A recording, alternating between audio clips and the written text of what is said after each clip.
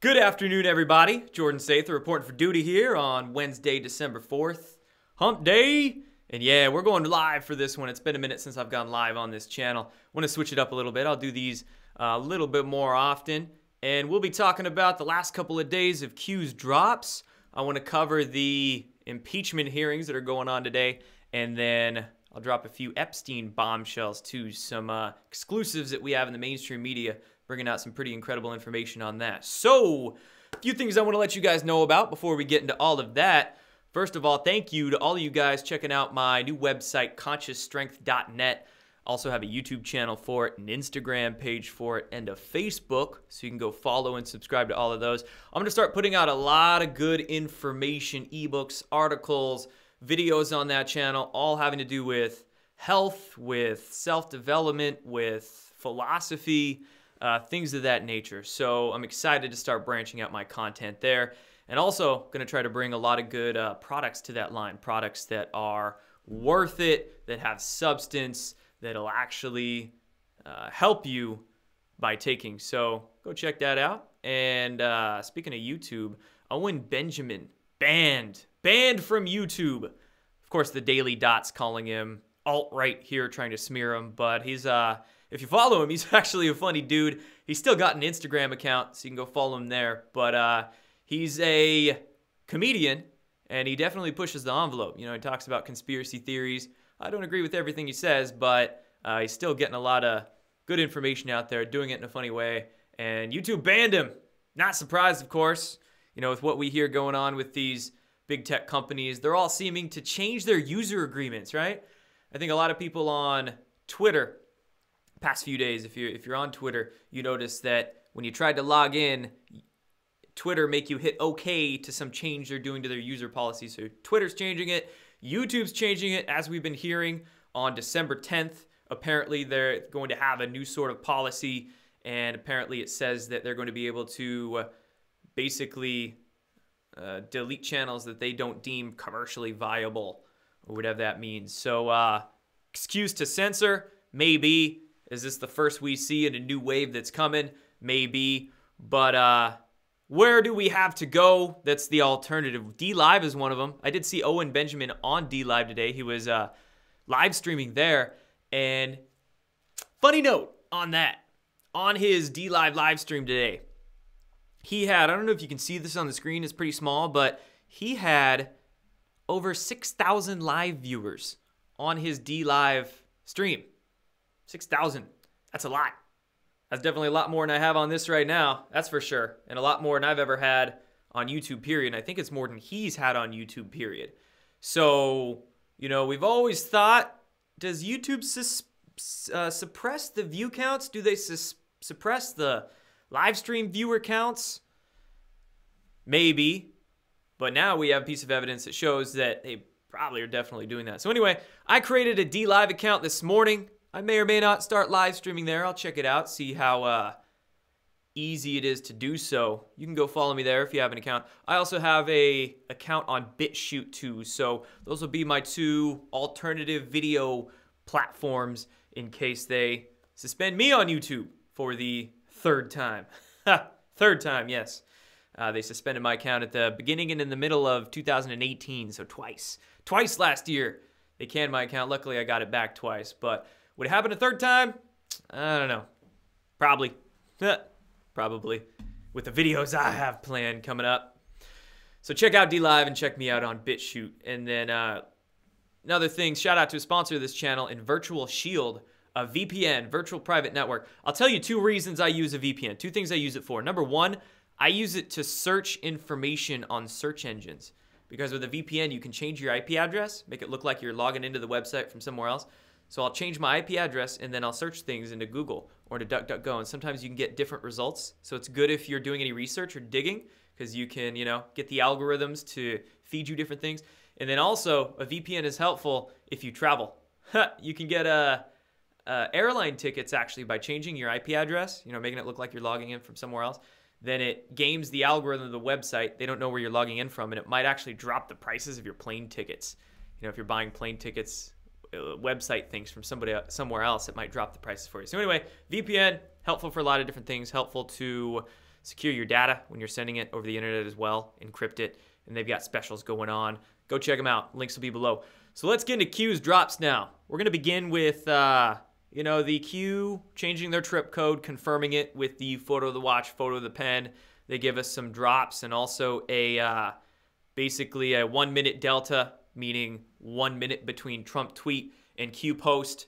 Mathematical impossibility. How does that happen unless they're connected? So Q is proving that this new trip code is legit with tweets at the same time as drops, with photographs of the personal items, as they said. Then we get Q reposting the justice marker from 2 years ago.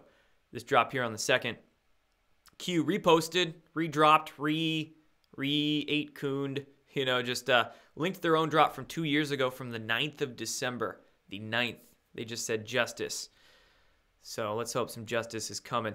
And this next drop here, Q bringing back the fact that we have some very close connections between people at Google and YouTube and this company that you've probably heard of. Hopefully you haven't done. You haven't done any of their service, but you've probably heard of it, called 23andMe. Now check this out. Co-founder of Google, Sergey Brin, was married to Anne Washkiki. Anne Washkiki, one of the Washkiki sisters, she's the co-founder of that 23andMe company. 23andMe, they do the genetic testing for you. You get a kit, you send in some of your DNA, and they do whatever with it. I ain't doing that. And then anyway, Anne Washkiki, the sister of Susan Washkiki, CEO of YouTube, and of course Google owns YouTube. Bought them a while back. So the Washkiki sisters, just all this it's all connected, man. It's all connected. And then Q saying, why are the largest media companies in the world constantly attacking this so-called conspiracy, so-called LARP called Q, because it's legit. And what's crazy enough, Q posted this drop on the 2nd, midday on Monday. What did we get just yesterday? What news? This right here. Google co-founders Sergey Brin and Larry Page stepping down. Crazy. Huh. Future proves past. How do they know these things? I have my ideas as to how they know these things, but there we go. What a coinky-dink right there. And then the next drop, 36:45, a little later on Monday, security cam pic of London. And you can see the file name of this. It says Lisa MI6. Q saying, be ready, Anons. Public awakening coming. And Lisa Page, of course, recently did that interview with the Daily Beast trying to play victim, play innocent. And her breaking her silence after so long, of course, trying to get ahead of the IG report, frame her as innocent, frame Trump as being the bad guy. She was doing some weird stuff in London a long time ago, and she's implicated in all these crimes, and Q knows that, and Q is telling us and telling them, telling the bad guys, they know that right here, posting these photographs. A lot of messages sent with those. This next drop, Anons, why would we provide the date of the FISA release? Good drop, good question. Logical thinking, ammunition is finite. And this brings up a very important point. We were supposed to get the IG report on the 9th. Horowitz testifying on the 11th, if I'm getting those dates right. Is that going to happen? Was that ever supposed to happen? I don't really think so. Q saying ammunition is finite. In other words, disinformation is necessary. Sometimes Q has to post things that are wrong, and they do that on purpose. And they do that on purpose to fake out the bad guys. Look at John Huber was supposed to testify on the 5th of December last year. What happened right before that? George H.W. Bush's funeral. Deep State had to expend some ammunition and change the news cycles when really Huber was never going to testify on the 5th of December in the first place. It was just, some necessary disinfo Q put out there to make the bad guys expend ammunition. And we've been seeing that lately. I mean, shoot, we got Jimmy Carter in and out of the hospital, Ruth Bader Ginsburg in and out of the hospital. We've got, there's just a lot of cards that the deep state has to play to change the news cycles, to distract everybody, and then Q has to put out that disinformation to make the deep state use those cards. So I don't think we're going to get the FISA IG report on the 9th. In fact, I don't think we know when it's going to happen. I think when it does drop, we won't be told. We won't be told because then the deep state can't be told. So if we get a date on anything like this, like D-class, like people testifying, don't expect anything. Don't expect anything. So that needs to be said. But nevertheless, progress is always being made. Always being made. All right? It just takes some strategery to do so and some patience for this all to unfold. This next drop, 3647, we're getting into yesterday's drop now. Yesterday morning, Q giving us a photograph of the Eiffel Tower in Paris because Q goes into the Paris Accords. Now, Nancy Pelosi, I believe, has recently been over in Europe talking to some leadership over there about the Paris Accords or some sort of climate agreement. And Q, again, asking us the question, who audits where the money actually goes in these aid packages, whether it's climate aid, whether it's fire aid, whether it's Red Cross, aid across the board. Who audits? Nobody. Nobody audits. And in fact, the reason nobody audits is because this money goes into personal bank accounts, places it's not supposed to go. That's why Q gets into the ideas here of what's the salary of a U.S. senator or congressman or president? Well, at most, it's in the few hundreds of thousands of dollars per year. That's their salary. So how the hell does someone like Nancy Pelosi have a net worth of what, like $40 million? Obama has multi-million-dollar net worth. So many of these other folks, multi-million-dollar net worths. How? On a salary of just a few $100,000 a year. Well, it's because a lot of this pay-to-play stuff goes on. A lot of these fraud monies, these or shall we say, aid monies that aren't really for aid. They go into their personal bank accounts. Then they wash the money in ways, whether it's a book deal or different ways that they can clean the laundered money they get. There's your answers to those questions right there. So there's that. And climate change, man, I'll be doing more live streams on this channel, but I'll do one in the coming days on climate change. A lot to say on that. People everywhere confused on that whole issue, and it's because there's so much propaganda about that issue as well. And it's one of the, it's one of the most important ones that the deep state continuously puts out there, because there's so many things they can do with that climate change narrative. They can attack people in politics they want to attack. They can make people scared. They can put a lot of disinformation about all sorts of topics out with that climate change narrative. There's a lot more coming on that. And this next drop, Gavin Newsom, Nancy Pelosi on a meme with California burning in the background saying happy holidays. And in California, all those wildfires going on, whether those wildfires were purposefully started, maybe, or whether they started naturally and were just purposefully not put out as easily as they could have been, facilitated to let grow. Here's another example of a way that these bad actors are getting money because they're desperate. A lot of their slush funds are getting closed. A lot of their dirty money tricks they can't make anymore. So they're trying to make money, or we could say they're trying to make clean money in dirty ways as much as they can. In California, when it's burning, what do they claim? Emergency funding. Then they try to get federal funding. Very easy way for them to fund their projects or line their pockets is through that way. So that's happening in California. And then this last drop here that we have from Q, it's going to be biblical. Q gives us a link to a YouTube quick clip from a movie, 12-second clip. The movie is Law Abiding Citizen. It's going to be biblical. And then Q also giving us a snapshot of when the president retweeted this meme right here. And if you think that justice isn't going to be served or prosecutions aren't going to happen, they are. We wouldn't get a president retweeting this if, who's on that meme? Podesta, Obama, Clinton, Clapper. Brennan was supposed to be on there. Brennan, if people like this justice wasn't going to be served for them, the president would not retweet that. But he did. Again, we just have to be patient. It's happening in due time. Long process to clean up all this swamp. So that's what we have in terms of Q. Now I want to move on to these impeachment hearings. It's like we get another day.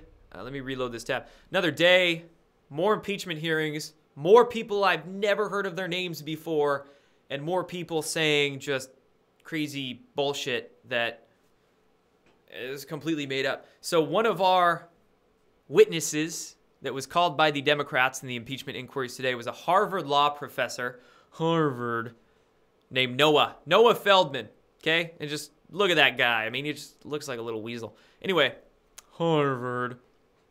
He was saying that Trump has committed impeachable high crimes and misdemeanors and all these things.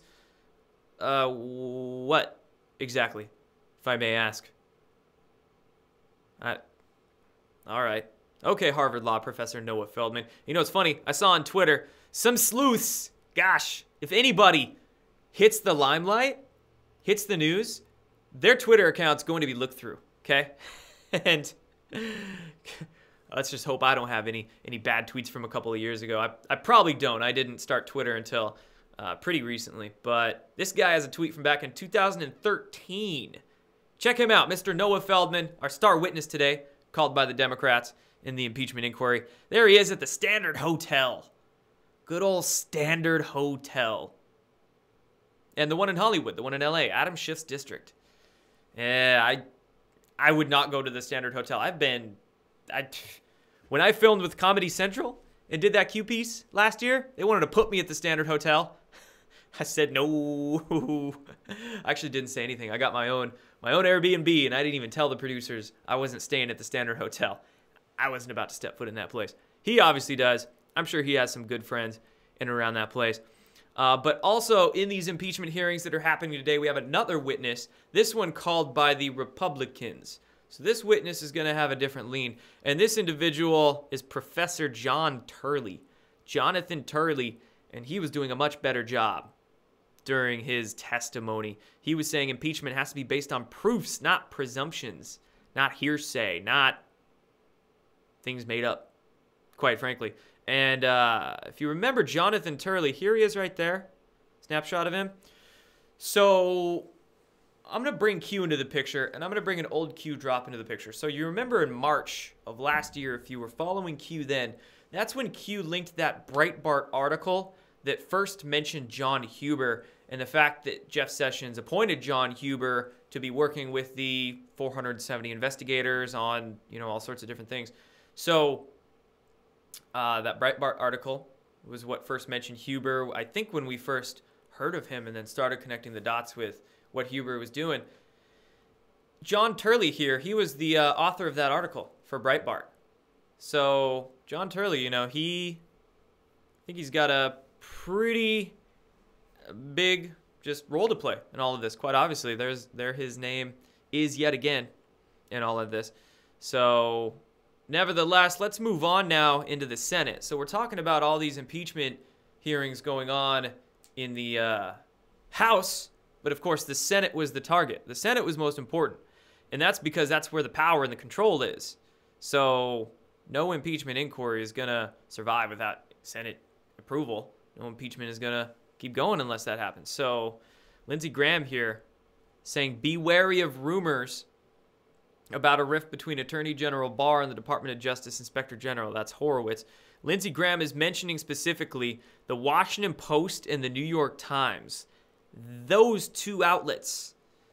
And the WAPO and the New York Times are like the two worst among everything, whether they're reporting on vaccines or climate change or President Trump, or of course their BS on conspiracy theories and QAnon and all that, especially their UFO reporting.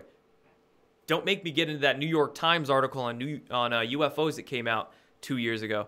So they're like the two. Of course, WAPO with all their connections to the CIA, and then the New York Times, and then both of those outlets and their connections to the Democratic National Committee. It's just like, that's why those two, they're the worst. They're the ones always tasked to write, to really lead the charge with the propaganda. And of course, they're doing that with the FISA D-class that's about to drop. So we're seeing New York Times, CNN too, try to get ahead of the story, try to spin the IG report that's dropping whenever it drops.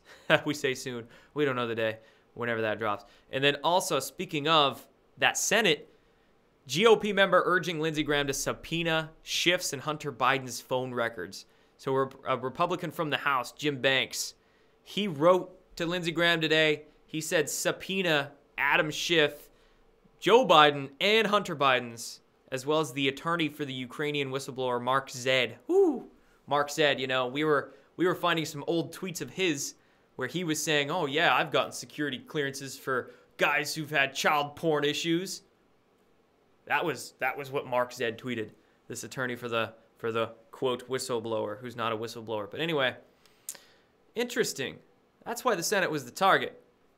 Because not only does an impeachment go nowhere if there's no yes vote in the Senate on it, and of course the Senate's controlled by, more good guys than bad guys, but also that's where the investigations come from. Q posted a drop recently of a .gov letter that came out on November 15th of basically the Senate saying, yeah, we're investigating Hunter Biden and his connections into Burisma and all that. So the Senate's where the investigations are coming from too. Lots of reasons why the Senate was very important. And then let's get into Epstein. All right, last topic we'll touch on. I have 2 articles on Epstein. Number 1 comes from The Sun. Ghislaine Maxwell and Jeffrey Epstein were spies who used underage sex to blackmail politicians, an ex-handler claims. Now, Anons knew this. A lot of us, we knew this. Epstein was a blackmailer. But I find this article big because, number 1, it's in the mainstream media, these ideas that they were blackmailers. But also this ex-handler, the allegations coming from him. So apparently, this ex-handler is a dude who's coming out with a new book, and he was their alleged Mossad handler.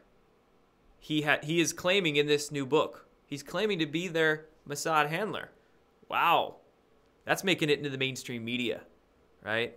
The idea of, okay, yeah, Jeffrey Epstein blackmailing politicians. A lot of people, they could believe that, but that then begs the question, who was Epstein blackmailing for?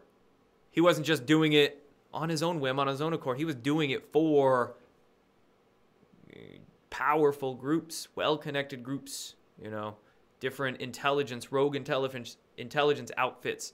And the fact that Mossad is named here is intriguing. But the fact that, this guy is claiming to be their Mossad handler, and he's coming out with this book, and it's in the mainstream media, I don't know if he's a guy that's been tasked to try to spin this story in some way. I don't know if his book might be filled with some sort of spin on purpose, but nevertheless, I mean, blackmail with underage, ex-handler Mossad here, that's big. And then next, let's go into the Daily Mail. So the Daily Mail, they've been running a lot of exclusives on the Epstein situation. They have some connection somewhere, but they have another exclusive here. Bill Clinton was a frequent guest at Jeffrey Epstein's New Mexico ranch, his Zorro ranch there. And it wasn't just Bill Clinton, it was Hillary Clinton too, and as the claims say in this article, also Chelsea Clinton. And these claims are coming from former estate workers telling Daily Mail this. Estate workers that worked at the ranch there and claimed to have seen them. Now, here's why this is big, is because Bill Clinton, as we know, flew on the Lolita Express 26 times, but he has denied ever going to one of Epstein's places. But here we have testimony completely contradicting that. And here this testimony is, again, getting into the mainstream media, getting 50,000 shares with 500 comments on it, getting into the mainstream media. So completely refuting Clinton's claim, and big stuff, big stuff happening with that connection. So goodbye, Clinton crime syndicate. I don't feel bad seeing you fall. And that's all I have for you guys in this one today. We went through Q's drops, went through this impeachment stuff and some stuff on Epstein. So thank you to you guys for tuning in. Much appreciated. You can go to jordansather.com, subscribe to the newsletter. Links for a lot of the different stuff I was talking about will be below. And then thank you to all you guys supporting on Patreon too, subscribing to donate to the work I do monthly on Patreon. I appreciate all you guys. We'll be doing more live chats, and I'll be doing some more giveaways on Patreon soon. So that's it for this one, everybody. Check in again soon. Take care.